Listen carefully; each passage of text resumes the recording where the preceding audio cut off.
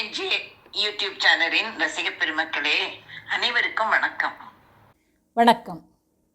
வியாசம் வசிஷ்டன் அவதாரம் சக்தே பௌத்திரம் அகல்மஷம் பராசராத்மஜம் வந்தே சுகதாத்தம் தப்போநிதிம் வியாசாய விஷ்ணுரூபாய வியாசரூபாய விஷ்ணவே நமோ வை பிரம்மநிதியே வாசிஷ்டாய நமோ நமக. வசிஷ்டரின் பேரனும் சக்தி முனிவரின் கொள்ளுப்பேரனும் களங்கமற்றவருமான வியாசரை வணங்குகிறேன். பராசர முனிவரின் மகனும் சுகபிரம்ம ரிஷியின் தந்தையும் தவங்களின் கருவூலமான வியாசரை வணங்குகிறேன். வியாசராக இருக்கும் விஷ்ணுவுக்கும் விஷ்ணுவின் வடிவமாக இருக்கும் வியாசருக்கும் என் வணக்கத்தை தெரிவிக்கிறேன்.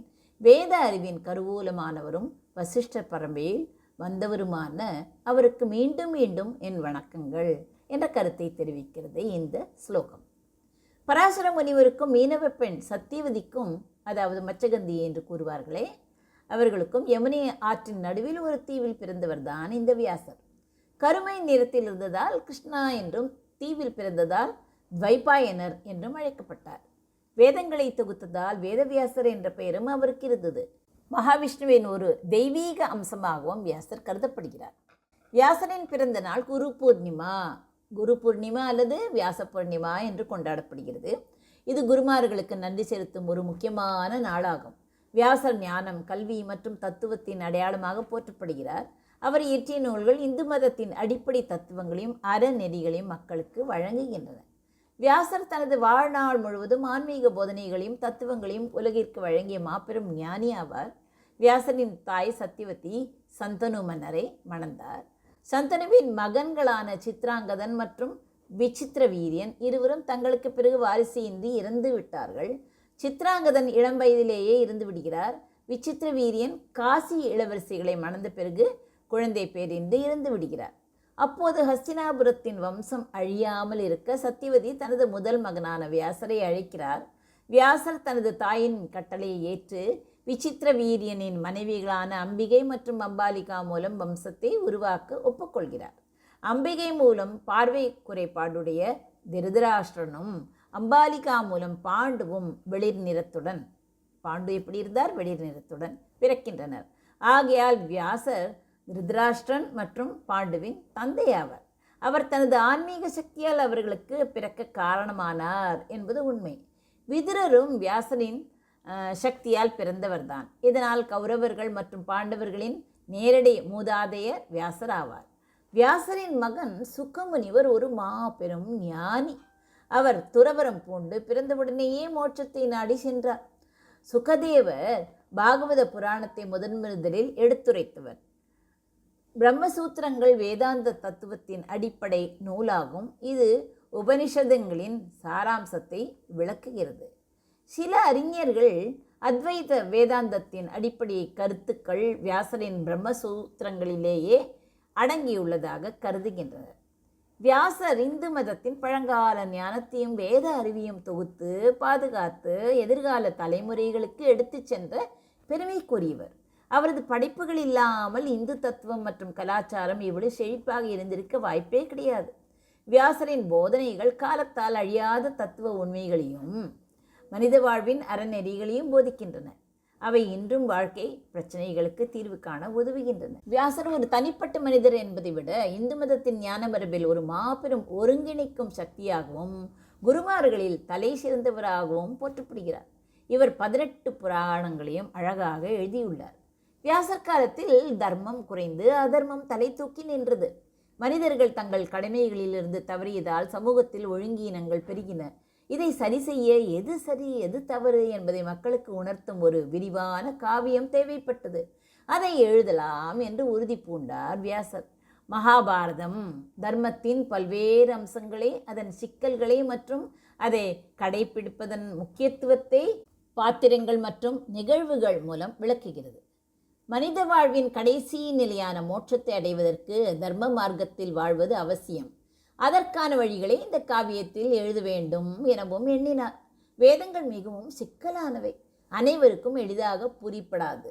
வியாசர் வேதங்களின் சாராம்சத்தையும் உபநிடதங்களின் தத்துவங்களையும் கதைகள், உரையாடல்கள், உதாரணங்கள் மூலம் எளிய முறையில் மக்களுக்கு கொண்டு சேர்க்க வேண்டும் என்றும் விரும்பினார். மகாபாரதம் அவர் சிந்தனையில் உதித்தது. சாதாரண மனிதர்களும் உயர்ந்த ஞானத்தை பெற முடிந்தது. மகாபாரதம் 5வது வேதம் என்றும் அழைக்கப்படுகிறது. ஏனெனில் இது வேத அறிவை பொதுமக்களுக்கு அணுகும்படி செய்தது. மகாபாரதம் வெறும் போர்க்கதை மட்டுமல்ல. இதில் அரசியல், சமூகவியல், பொருளாதாரம், தத்துவம், உளவியல், நீதி, ராஜநீதி, போர்த்தந்திரங்கள் என மனித வாழ்வின் அனைத்து அம்சங்களும் அடங்கியுள்ளன. ஒரு முழுமையான வாழ்க்கைக்கு தேவையான அனைத்து அறிவையும் இது வழங்குகிறது. மகாபாரதத்தின் மையப்பகுதியான பகவத்கீதை கிருஷ்ணர் அர்ஜுனனுக்கு உபதேசித்த ஞானமாகும். இது கர்மயோகம், ஞான யோகம், பக்தி யோகம் ஆகியவற்றை விளக்கி வாழ்வின் நோக்கத்தையும் கடமையையும் உணர்த்துகிறது. இந்த ஞானத்தை பரப்ப வியாசர் மகாபாரதத்தை எழுதினார். மகாபாரதம் குருகுலத்தின் வரலாற்றையும், அதாவது குருகுலம் என்று கூற வேண்டும், குருகுலத்தின் வரலாற்றையும் பாண்டவர்கள் மற்றும் கௌரவர்களுக்கு இடையிலான மாபெரும் போரையும் பதிவு செய்கிறது. இது வெறும் கற்பனை கதையாக இல்லாமல் நடந்ததாக கருதப்படும் ஒரு வரலாற்று நிகழ்வின் ஆவணமாகவும் உள்ளது. வியாசர் தனது வாழ்நாள் முழுவதும் தவம் மற்றும் ஞான தேடலில் ஈடுபட்டிருந்தார். ஒரு கட்டத்தில் தான் எத்தனையோ நூல்களை இயற்றிய மனதில் ஒருவித அமைதியே இல்லாமல் இருப்பதை உணர்ந்தார். அப்போது நாரத முனிவரின் அறிவுரையின்படி பகவானின் லீலைகளை பற்றி எழுதுவதன் மூலம் முழுமையான மன அமைதி கிடைக்கும் என்று நம்பினார். அதன் விளைவாகவே ஸ்ரீமத் பாகவத புராணம் உருவானது. இதுவும் மகாபாரதத்தின் தொடர்ச்சி அல்லது விளக்கமாக வியாசரால் கருதப்படலாம். சுருக்கமாக சொன்னால், வியாசர் மகாபாரதத்தை வெறும் பொழுதுபோக்குக்காக எழுதவில்லை. தர்மத்தை நிலைநிறுத்தவும், வேத ஞானத்தை பரப்பவும், மனிதர்களுக்கு வாழ்வியல் நெறிகளை போதிக்கவும், வரலாற்றை பதிவு செய்யவும், இறுதியில் தனது சொந்த ஆன்மீக அமைதியை பெறவும் இந்த மாபெரும் காவியத்தை படைத்தார் என்றே கூறலாம்.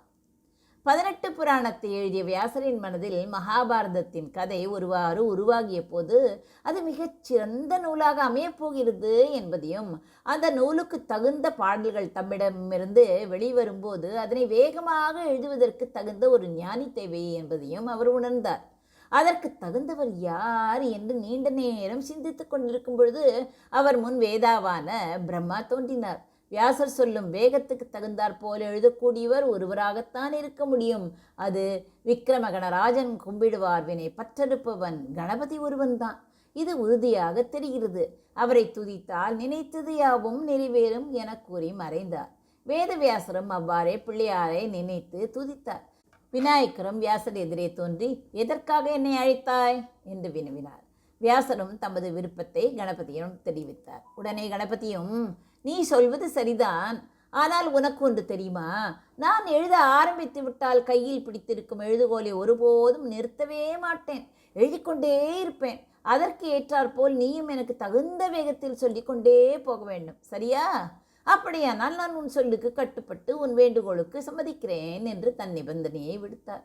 வியாசர் அதை கேட்டு சற்றே அதிர்ந்து விட்டார். இருந்தாலும் தன்னை சமாளித்து கொண்டார். எப்படியாவது சரி செய்து விடலாம், இவர் எழுதினாலே போதும் என்று நினைத்து விட்டார். சரி, உங்கள் சொல்லுக்கு நான் உடன்படுகிறேன்.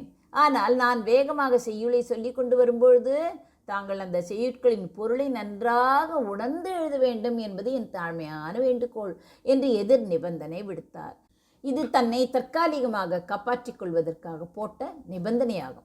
சில இடங்களில் கடினமான பொருள் உள்ள பாடல்களை திணித்தால் முப்புறம் எரி செய்த அச்சிவன் ஒரே ரதம் அச்சது பொடி செய்த அதிதீரனான கணபதி பொருளை பற்றி சிந்திக்கும் தருணத்தில் தன் மனதில் பல செய்யுட்களை சேமித்து வைக்கலாமே என்று எண்ணினார் வியாச பகவான். அதற்கும் விநாயகர் தமது சம்மதத்தை சந்தோஷத்துடன் தெரிவித்தார். உடனே எழுத ஆரம்பிக்க வேண்டுமே. தயாரானார் விக்ன விநாயகர். தன் ஒரு தந்தத்தை, 2 தந்தங்கள் இருக்கின்றன அல்லவா, ஒரு தந்தத்தை உடைத்து மேருமலையை ஏடாக வைத்து பாரதம் எழுதத் தொடங்கினார் கஜமுக கணபதி.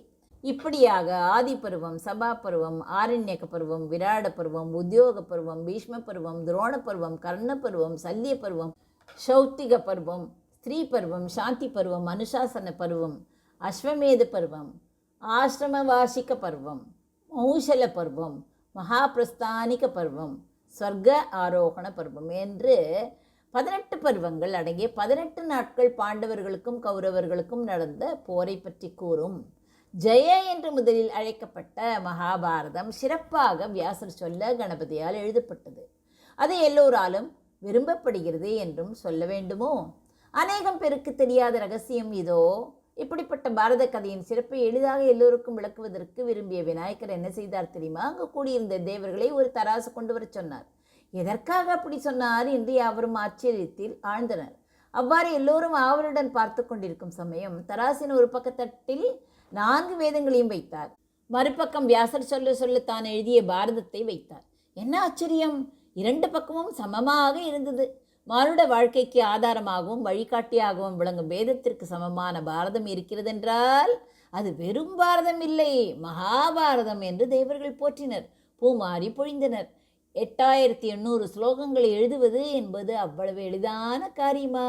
அறம், பொருள், இன்பம், வீடு, பேறு என்னும் மனிதனுடைய 4 வகை நோக்கங்களையும் சமூகத்துடனும் உலகத்துடனும் தனிப்பட்டவருக்கு உரிய உறவுகளையும் பழவினைகள் பற்றியும் இது விளக்க முற்படுகின்றது.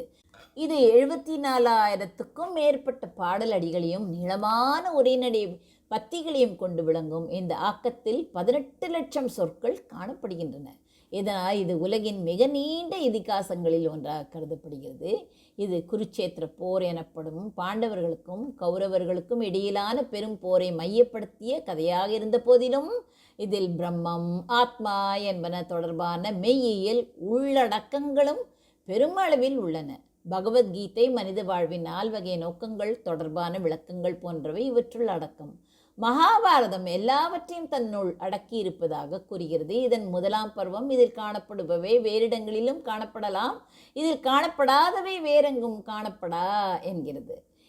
இதிகாசத்தினுள் அடங்கியுள்ள முக்கிய ஆக்கங்களும் கதைகளும் பார்க்கலாம். பகவத்கீதை மகாபாரதத்தின் 6வது பருவமான பீஷ்ம பருவத்தில் அடங்கியுள்ளது. குருட்சேத்திரத்தின் போரில் தொடக்கத்தில் அப்போர் தேவைதானா என அர்ஜுனனுக்கு ஏற்பட்ட ஐயத்தையும் தொய்வையும் நீக்குவதற்காக கண்ணன் கூறிய அறிவுரைகளை உள்ளடக்கியது இது. விதுர நீதி என்பது 5ஆம் பருவமான உத்தியோக பருவத்தில் வருகிறது. ஆக இப்படிப்பட்ட மகாபாரதத்தை விநாயக பெருமான் வியாசர் சொல்ல சொல்ல எழுதி நமக்கு கொடுத்திருக்கிறார் என்றால் நாமும் புண்ணியம் செய்தவர்களாக விளங்குகிறோம் அல்லவா? எவ்வளவுதான் மேல் பதவியில் இருந்தாலும் மற்றவர்களுக்கு ஒரு பெருமையை சேர்க்க ஆண்டவன் கீழே இறங்கி வருவார் என்பது நமக்கு விளங்குகிறது. நன்றி, வணக்கம். உமா பாலசுப்ரமணியன்.